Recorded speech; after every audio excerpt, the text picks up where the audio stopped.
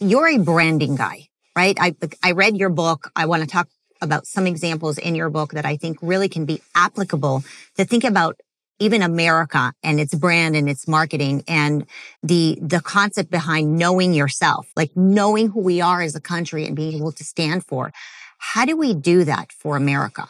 And this erosion that we're talking about in our society, I think is related to some sort of lack of understanding of who we are and how we brand who we are. Totally. You know, there was a time where real estate was looking around and seeing that more people started renting than buying a house. And it was a problem. Realtors like, what are we going to do about this? This is years ago.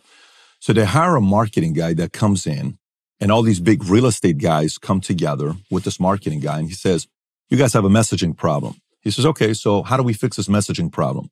He says, what you have to do is you have to realize that immigrants around the world are coming to America, okay, for one thing. And it's called the American dream.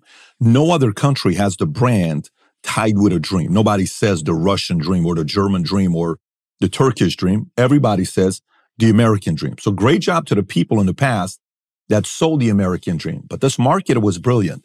He says, we have to link the American dream to a behavior. And what we have to link that behavior to is when you put the key in the door and you open it up, and you become a first-time homeowner. If we can say the American dream begins with home ownership, it's game over.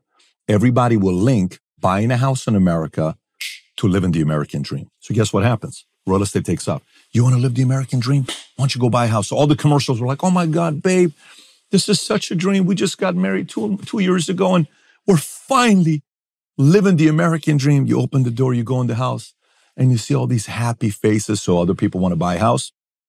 Where in reality, the American dream has nothing to do with home ownership.